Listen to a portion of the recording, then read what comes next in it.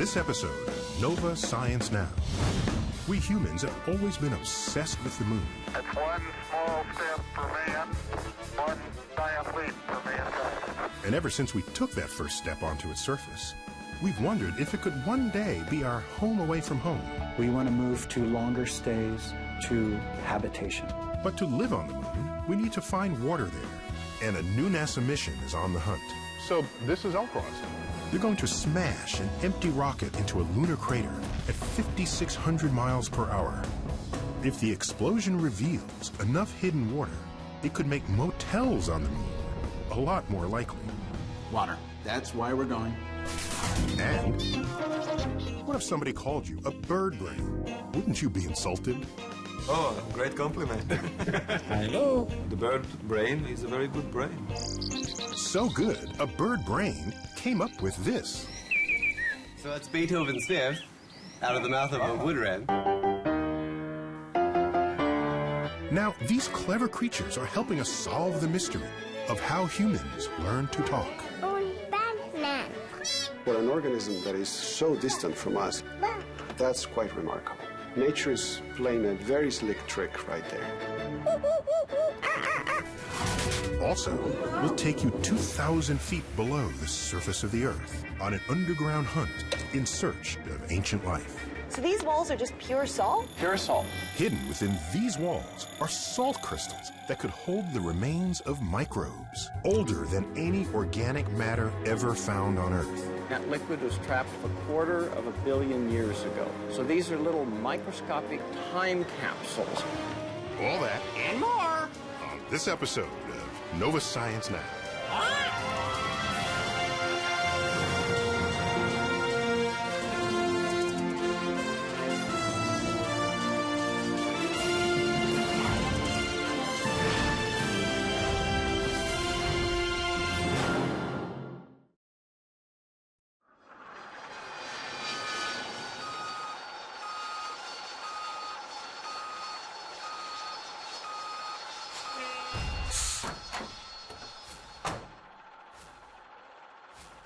Hi, I'm Neil deGrasse Tyson, your host for Nova Science Now. 40 years ago, humans landed on the moon. We went back 5 more times, but stayed only a few days each trip. Many of us hope that someday we'll be able to stay longer, establish a permanent base here, maybe even use it as a rest stop for interplanetary travel. But if that's gonna fly, the moon's gotta give us a little more help by providing some basic resources. One major resource NASA hopes to find any day now is water.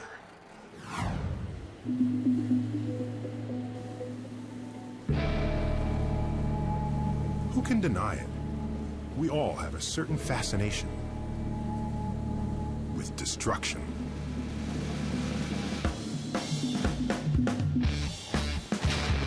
Explosions, collisions, they're an undeniable guilty pleasure. And for a lucky few at NASA, destruction is actually part of their job description. I blast things. I've done this since I've been a kid. That's exactly what I'm doing now. I'm a grown-up and I still play in the sandbox. I get to throw things at very high velocity. This is Peter Schultz's playground, the vertical gun range at NASA's Ames Research Center in Northern California. For more than 30 years, Schultz and his team have been loading projectiles into this 30-foot steel barrel mounted on a lifting arm.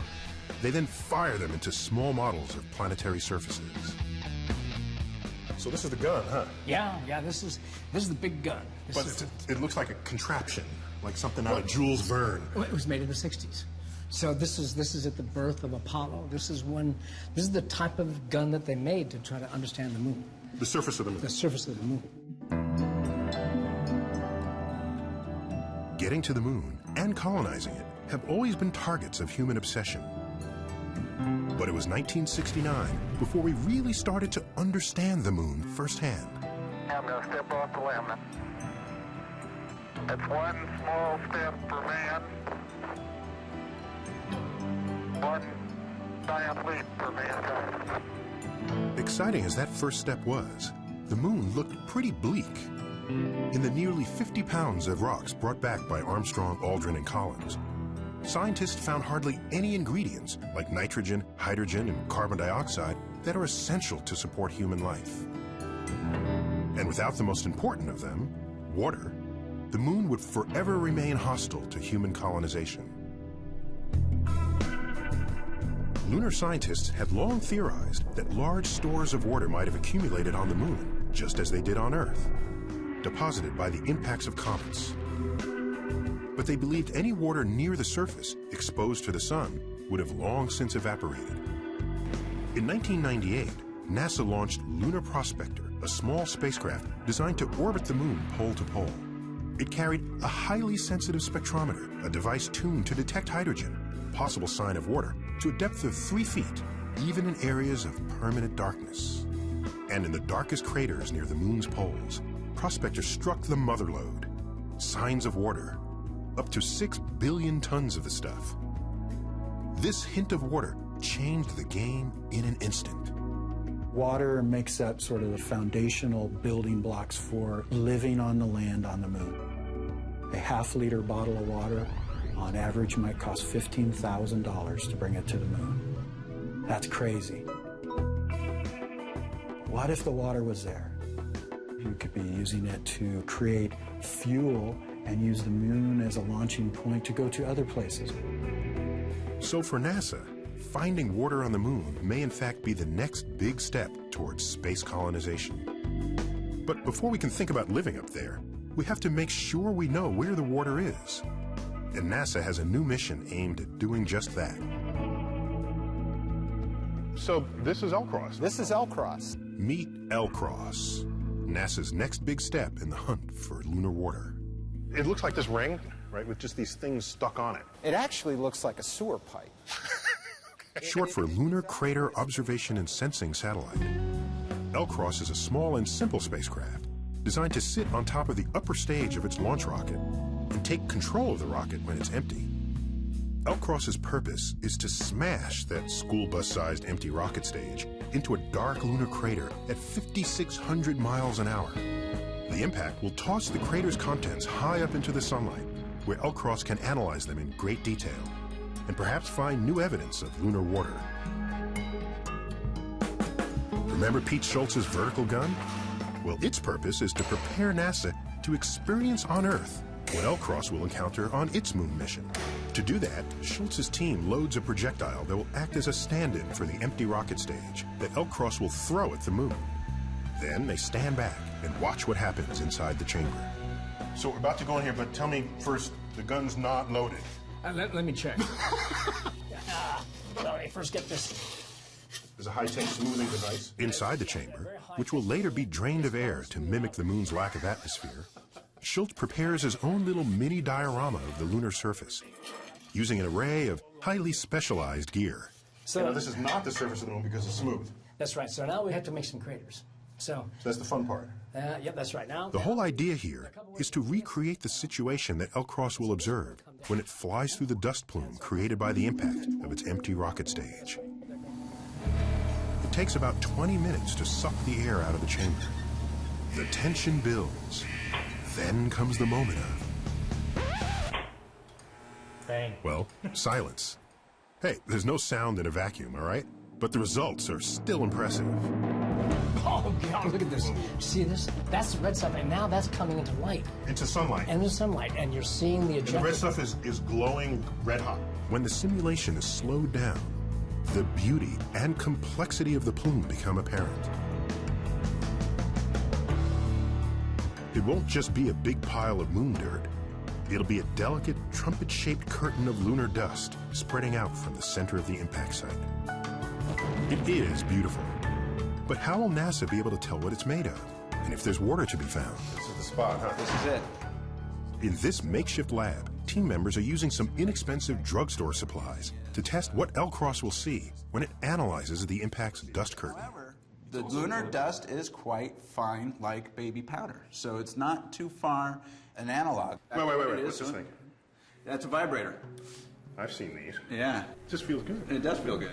As the baby powder is shaken through the sieve, the team tests how the sun's light will be reflected and scattered when it passes through the dust to LCROSS's optical spectrometers. So what you're really doing is exploiting the fact that the sunlight is coming through the dust in order to analyze the dust itself. That's right.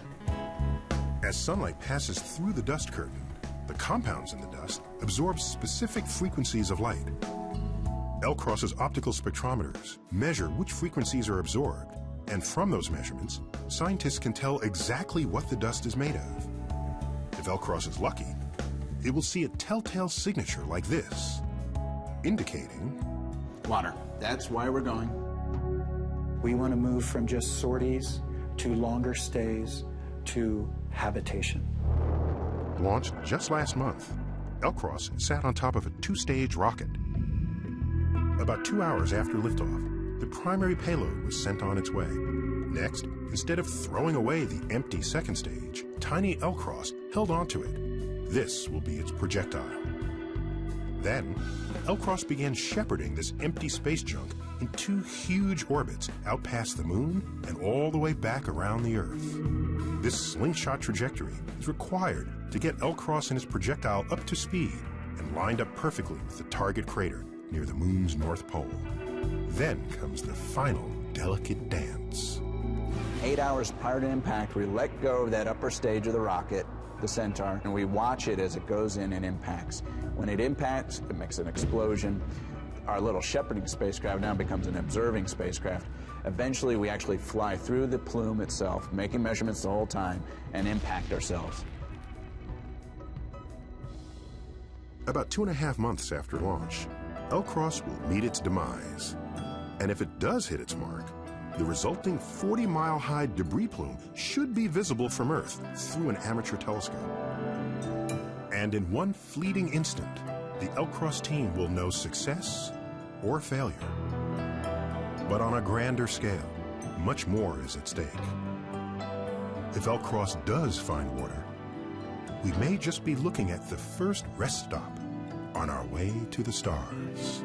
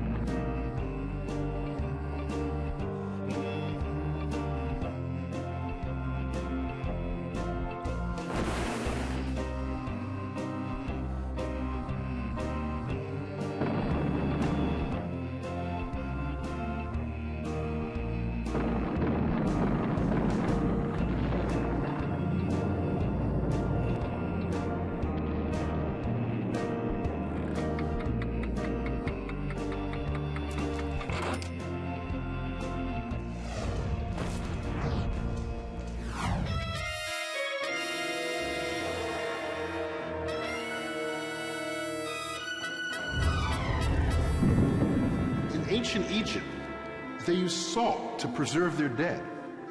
It works so well, bodies thousands of years old are still around today. Looking pretty good, too. Well, now researchers are uncovering evidence that salt has preserved life forms much older than any pharaoh. Correspondent Ziya Tong explores a place where the ultimate natural preservative may enshroud remnants of life 250 million years old. At a high-security government facility in the middle of the New Mexico desert, a team of experts are getting ready for an expedition.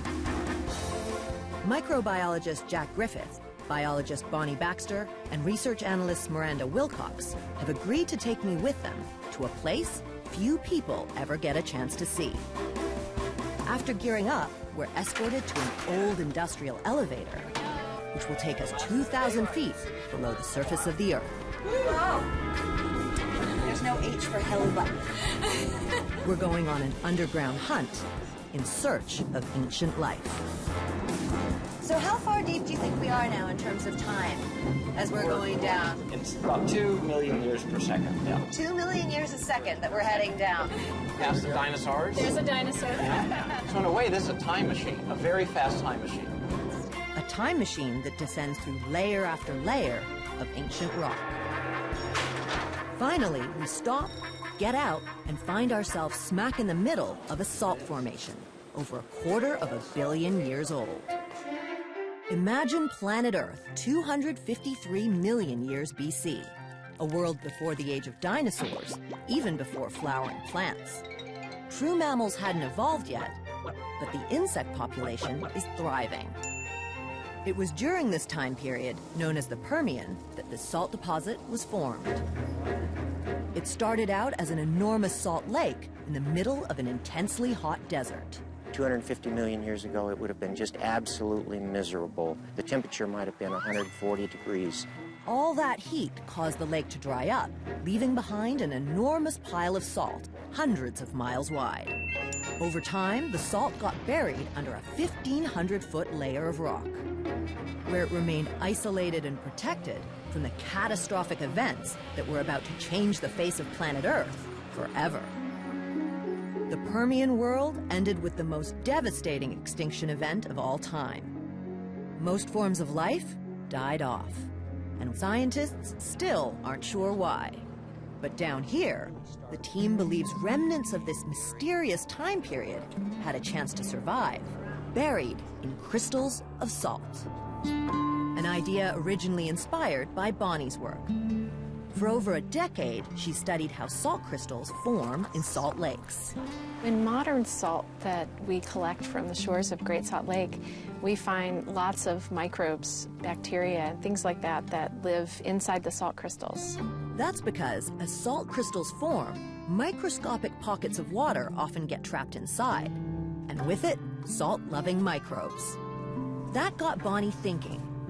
Could ancient microbes from the Permian have survived the same way? It opens up a door to this world that existed a quarter of a billion years ago. A door that could fill in missing pieces of the evolution of life on the planet. But to do that, the team needed access to ancient salt. It turns out the US government has plenty of it. Back in the 1990s, the Department of Energy hollowed out miles and miles of tunnels right through this Permian salt formation. What is the DOE doing with miles of underground tunnels? They use it to store radioactive waste. So this is like nuclear waste? This is radioactive waste resulting from the production of atomic bombs. You're looking at the legacy of the Cold War between the US and the Soviet Union. A legacy the DOE believes is best kept deep below the surface of the Earth.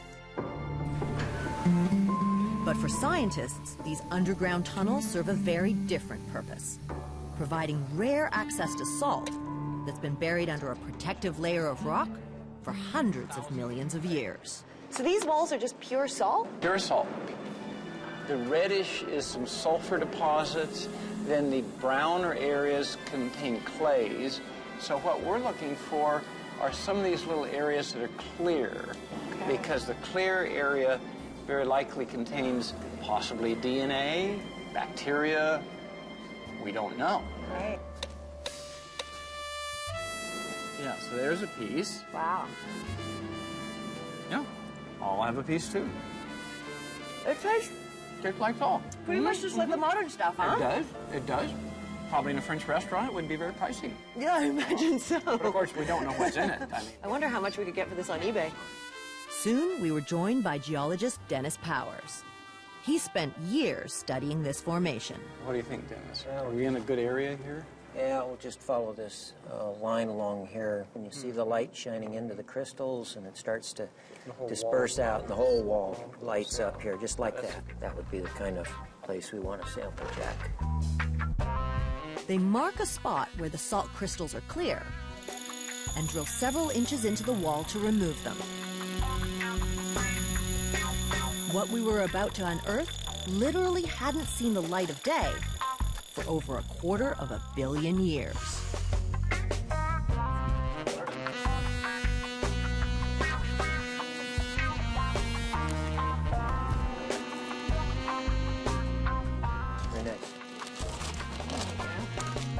It looks like those rock sugar candies that I see. Exactly, yeah.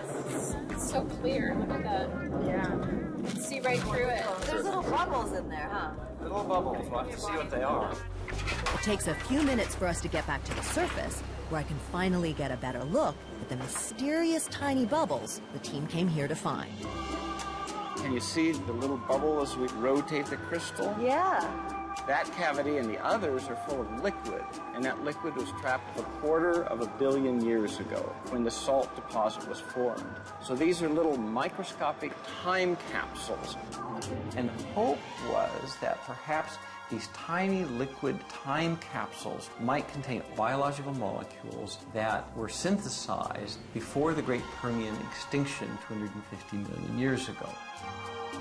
Ancient liquid, older than the dinosaurs, even older than flowering plants. But does it really contain remnants of ancient life inside? Back home in North Carolina, Jack is determined to find out. At the Griffith Lab, that means devising a way to photograph what's inside these tiny time capsules with an electron microscope. A difficult and delicate process. Jack is renowned for his extraordinary images of the smallest of things, like DNA and protein. He is simply the best person in the world to photograph tiny molecules of life. Miranda starts by sterilizing the salt crystals. We put the salt crystals in this very potent acid mix. The acid will eat away anything that's on the surface. And then I look at the crystal. Cracks mean modern contaminants have a chance of getting inside, so those crystals are discarded. Then they drill a tiny hole, the size of a cat's whisker, right into the tiny time capsule. Now it's time to remove the ancient liquid and discover whether any remnants of life have actually survived 250 million years. The sample was covered with these fibrous materials that you see here. A lot of it looks like some pasta that had been laid down in flat sheets, and we'd never seen this before. Well, what are we looking at here? Well, we didn't know, because we've been doing this for 30 years. This was new. So the question is, what was it? We were absolutely flabbergasted. It was a stretch of imagination, really, to come up with what it could be. No one ever suspected that these pasta-like noodles were in fact ancient cellulose. We think DNA, we think proteins, we think about RNA, but we had never really thought about cellulose. And so this was quite a surprise. But maybe it shouldn't have been when you realize that every year the planet produces 100 gigatons of the stuff. Cellulose is a long chain of sugar molecules. It's produced by some forms of bacteria who live on it. But this tough little molecule is best known as the main component of the cell walls of all green plants, from algae to leaves to grass and trees. Cellulose has the honor of being the most common organic compound on Earth. 250 million years ago, the landscape was positively overflowing with it.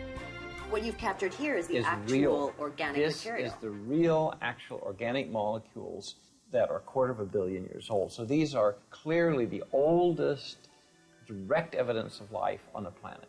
Fossils go back into the billions of years, but you're still looking at rock cast. Right. You can't do any biological tests on fossils. That's what's really most exciting about this material, that not only can you see it, but you can actually do things with it in the test tube. As new modern methods get better and better, there could be secrets that we could discover in the nature of the cellulose that could tell us about many features of this ancient world.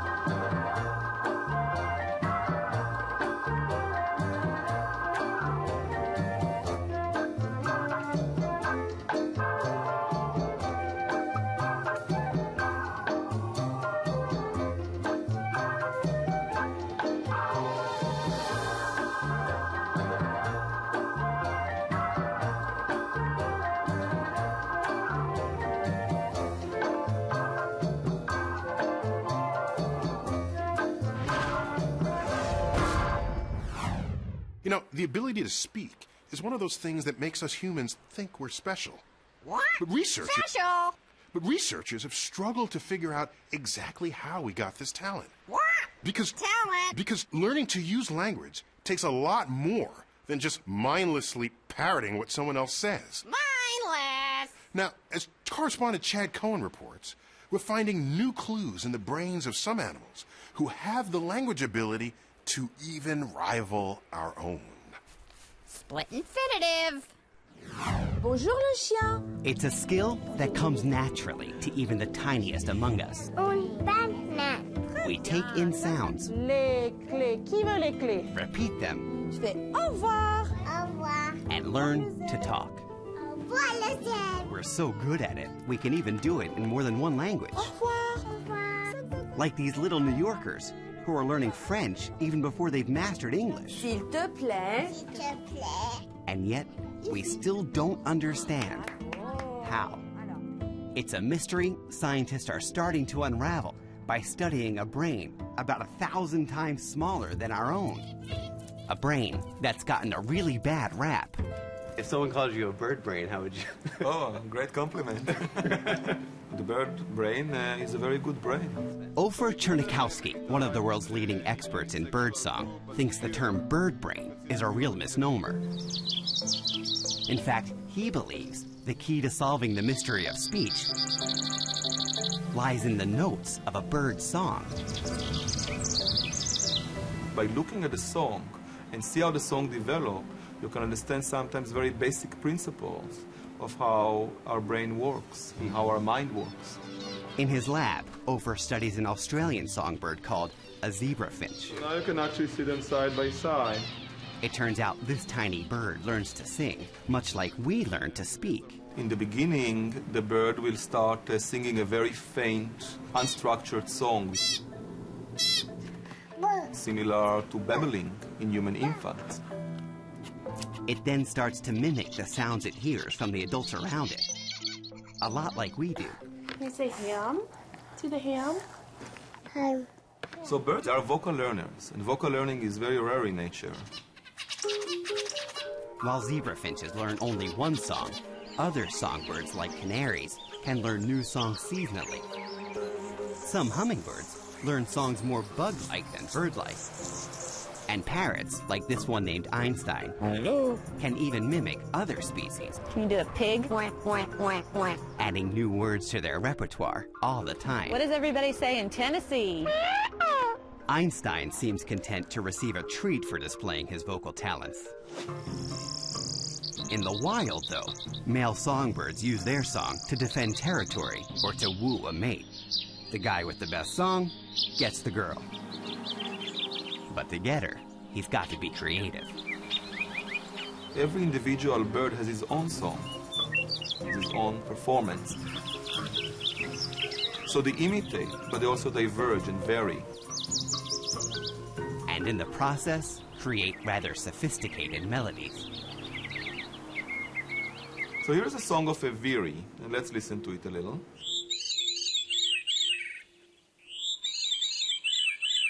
Does it sound musical to you? Sounds like a bird. Okay, I'll slow it down for you. That's incredible. That's incredible. That's the same bird. Birdsong is so elegant, it's inspired the great masters. Mozart borrowed these notes from his beloved starling. When his muse died, the distraught maestro even gave it a formal funeral and wrote a poem in its honor. Let me play to you something and see if it reminds you of a piece of music, okay? So here is a wood wren song.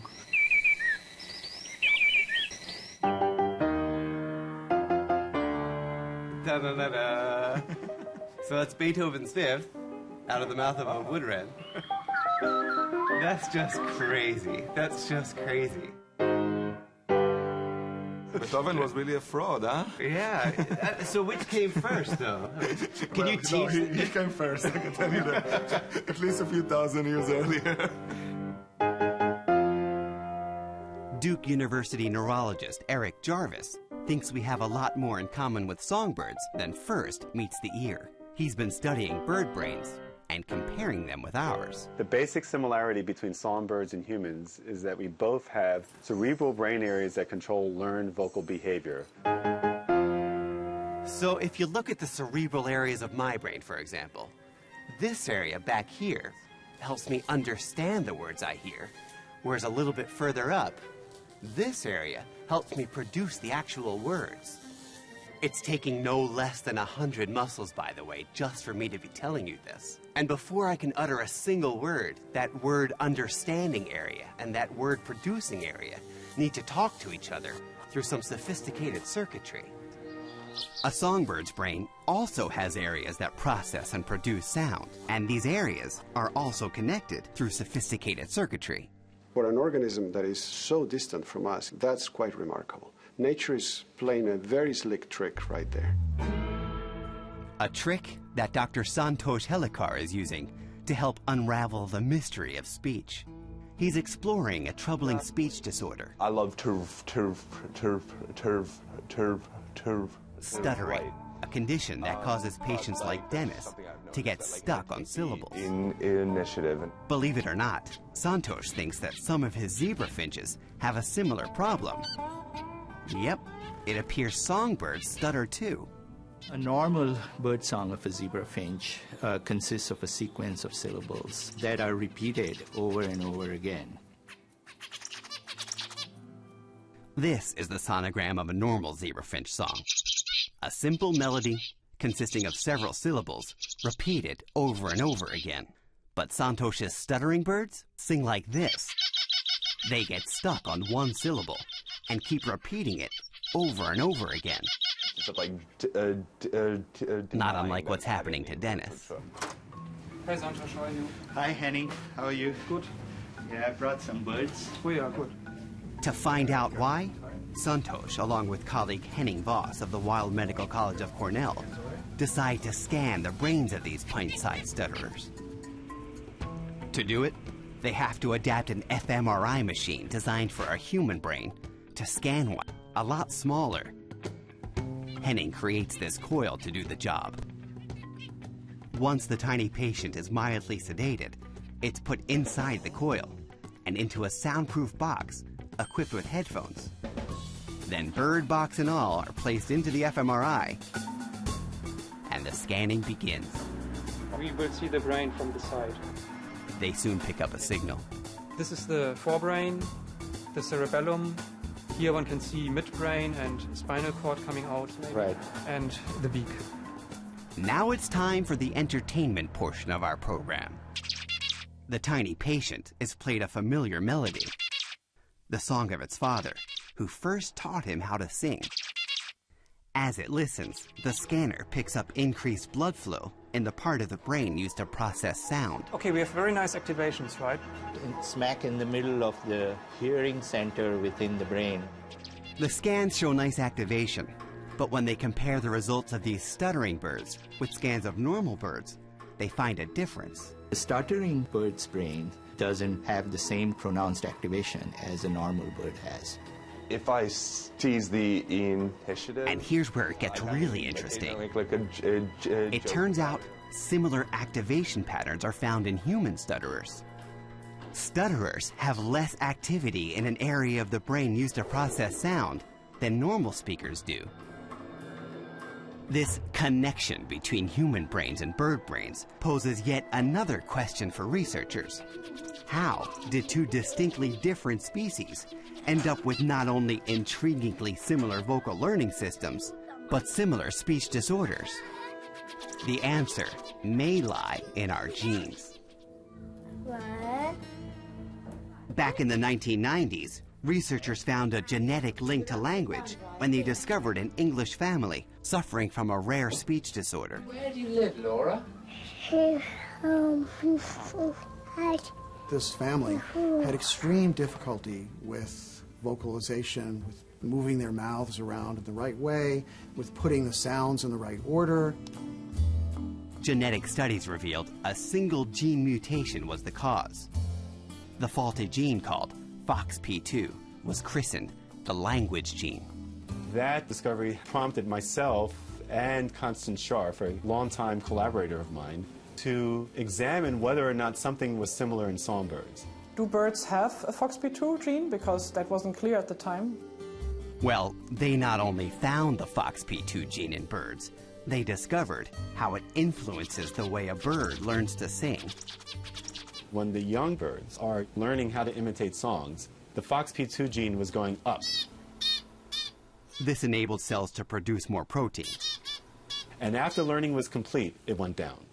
Not only that, we found that in canaries, who can continue to learn song throughout life, at the time of the year they're learning how to imitate new songs, the FOXP2 gene goes up again. An amazing discovery that brings with it a whole other set of questions. FOXP2 is found in just about everything from fish to yeast. Even in flies and bees. So it's not the gene that makes us speak. It's a gene that is being used in many neighborhoods. Eric Jarvis, for one, is committed to figuring this out. He set his sights on identifying other genes that may hold the key to why we can speak. Birds can sing, and others, even our closest relatives, cannot. It's not for lack of communication skills. Since the 1970s, researchers have demonstrated that chimps understand our words and can even answer back. You feed me. You feed me fruit. Chimps have this ability of sign language.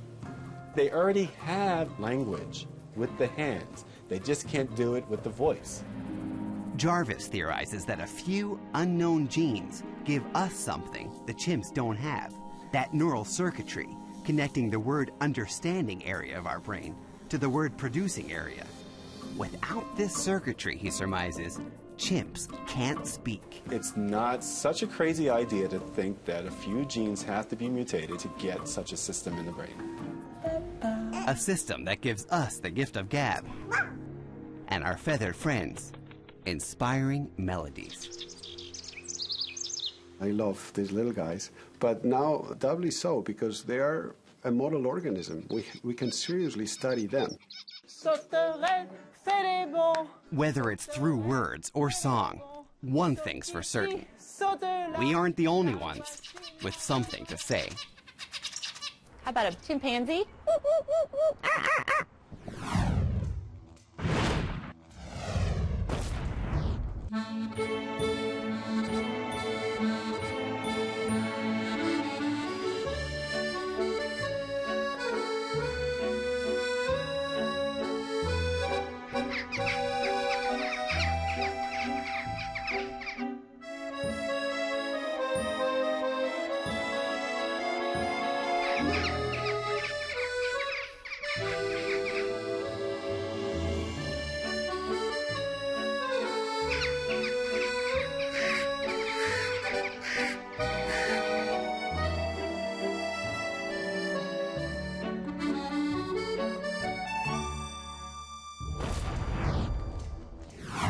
Most people, if they're packing for a trip to the tropics, they're thinking beach, palm trees.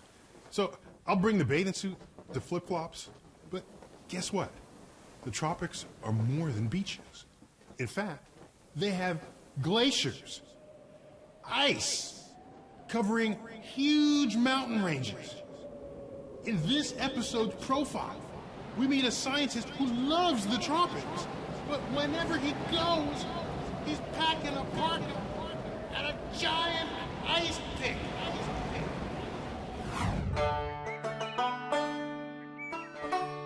Why would this 60-year-old scientist put himself through this? 33 years of grueling treks, punishing altitudes, and frigid temperatures. Lonnie has spent more time above 18,000 feet than any human in history. Is he a thrill seeker?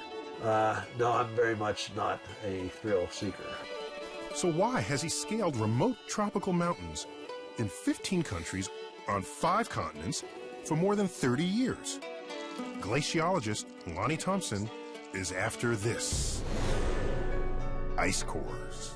Lonnie reminds me of Clark Kent, that Superman character, where at home he's mild-mannered, and then suddenly he learns about an ice cap that has an interesting record, and he tears off his shirt, and he suddenly becomes tropical ice core man. Lonnie makes these harrowing treks because he knows that the ice cores he drills contain significant data about climate change. That's really what I like about ice. There's so many different questions that you can address by reading the history that is recorded in the ice fields of the world. Unfortunately, that history is melting in today's world. Which is why Lonnie is a man with a mission. Global warming is melting glaciers around this planet at an accelerating pace. That is exactly what's happening to this ice cap in Peru, the place where Lonnie's career really took off.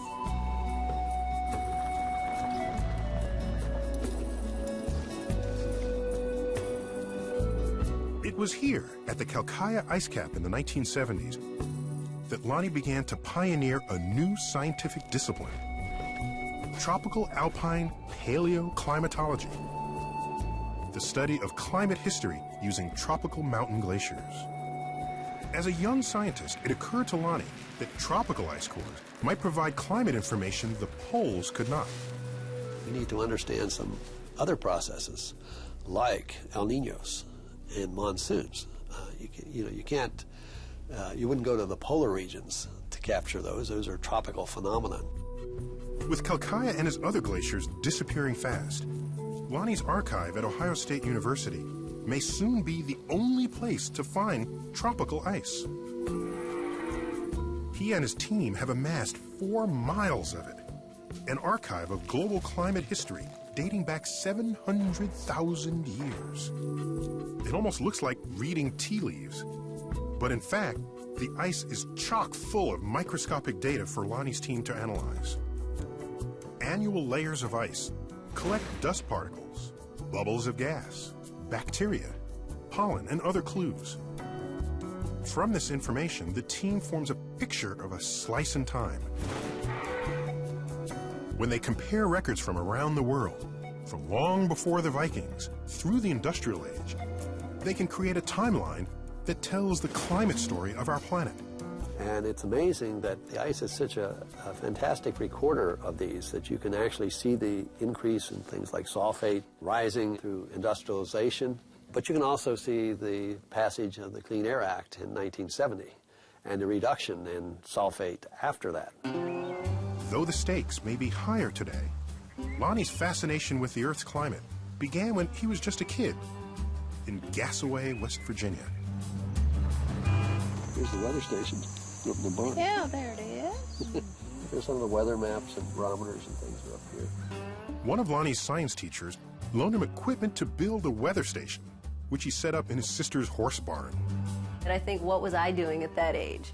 I'm, listening to music and thinking about MTV, and I just picture my dad, like, in the top of a barn figuring out what the weather's going to be. I think it's pretty neat. Scientific curiosity seemed to come naturally. I ran an experiment when I was in high school of how long I could stay up without sleep, because there were stories that if you stayed up, past 70 hours, you'd start seeing pink elephants and things like that. And it wasn't true, but I tried it out to find out. Lonnie's mom and dad were insistent that he do something they never could: go on to college and graduate school. You have to have hope. There was a lot of times our meals were pretty skimpy, and I never allowed them to complain. I said, now don't say anything. It could be worse. Although at the moment I didn't know how it could be worse.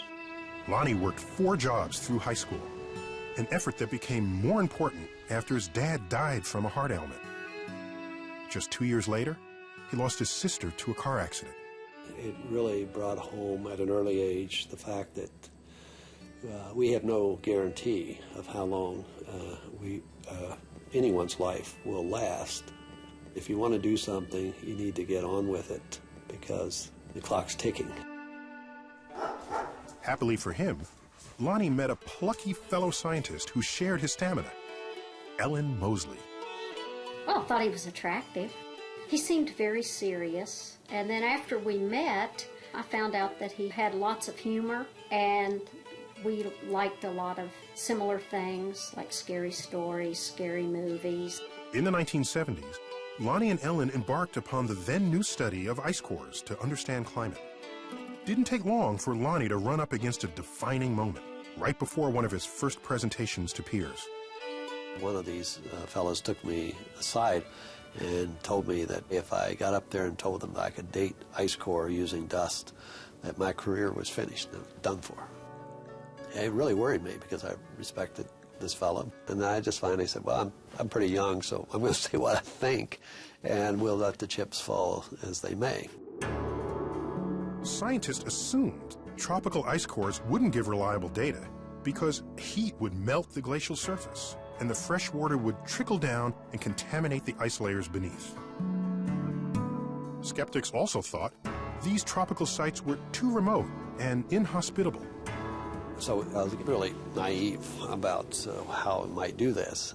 Probably that worked in my favor because I didn't know what I was getting into. Finally, the National Science Foundation took a chance on Lonnie's plan. He and Ellen put together an international team of committed scientists and support staff. In 1979, with Lonnie's reputation on the line, the team headed to Peru. Is this the Calcaya ice cap now? They went through this amazing experience in the backcountry for 3 months. They ran out of food twice. They were eating, soup made of orange peels and old coca leaves. It was very risky in many ways, and then they had this miraculous success. The Calcaya ice core reached back about 1,500 years. It was an amazingly precise record. You could see when there were droughts, you could see when there were big El Niños. Little tips in climate can have disastrous implications. June 24th, 2007. We're looking up the Coqueilas Valley from... Lonnie's efforts reveal that this glacier on Calcaya is typical of the tropics. It's receding, and his team has documented that process over decades.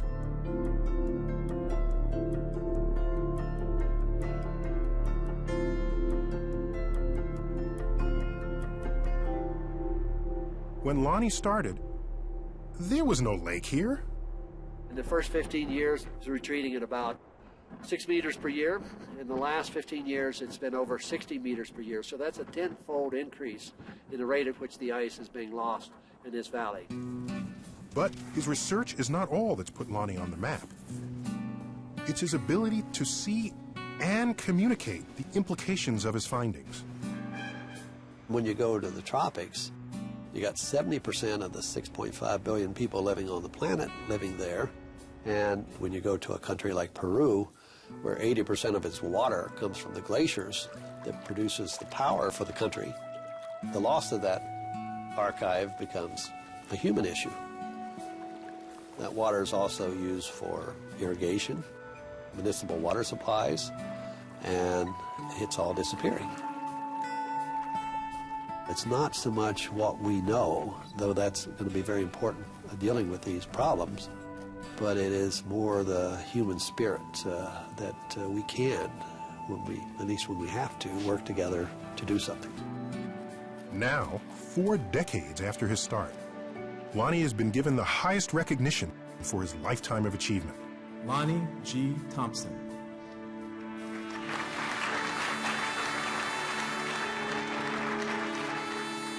He's been awarded the National Medal of Science in acknowledgement of his research and his public impact. National Medal of Science for his pioneering research. I go back and I think about my childhood growing up in West Virginia. And you think about all the choices that you make along the road that take you in a certain direction. Even if you had known, how is it possible that you would make all these particular choices? Sometimes when I look at it, I think it's kind of a miracle.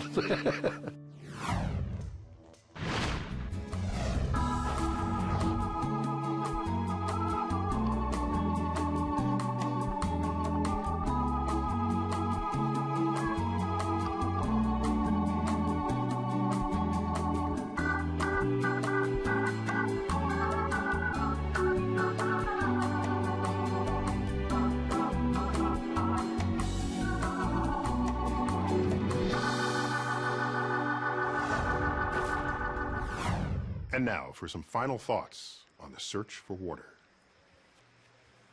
Water, of course, is not just a refreshing beverage. It's got some other useful properties, too. You remember that its chemical symbol is H2O. That's one oxygen bound with 2 hydrogen atoms. The water molecule is remarkably stable, but with a large investment of energy, you can separate the atoms from each other. Now, suppose you were an astronaut exploring the surface of another planet that you knew in advance had lots of water. That'd be good, because apart from drinking the stuff, once you split the molecule, you now have oxygen to breathe. Not only that, if you bring the oxygen back together with the hydrogen, making water once again, then large amounts of energy will spew forth, equal to the energy it took to break the molecule apart in the first place. It's this reaction that powers the main engines of the space shuttle. So, pick a cosmic object to visit that has water, and you only need to bring enough water, oxygen, and rocket fuel for the trip there. That's a huge savings in the weight of your spacecraft and in the cost of the mission. NASA calls this in situ resource utilization. But I'd rather call it the filling station model of space exploration, allowing cosmic places to no longer be destinations, but stepping stones to the stars. And that is the cosmic perspective. And now, we'd like to hear your perspective on this episode of Nova Science Now. Log on to our website and tell us what you think. You can watch any of these stories again, download additional audio and video, explore interactives, hear from experts, and much more. Find us at pbs.org. That's our show. We'll see you next time.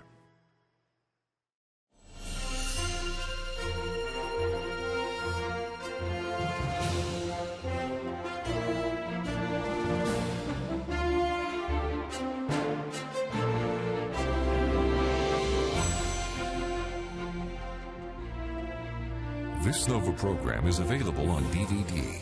To order, visit shoppbs.org or call us at 1-800-PLAY-PBS.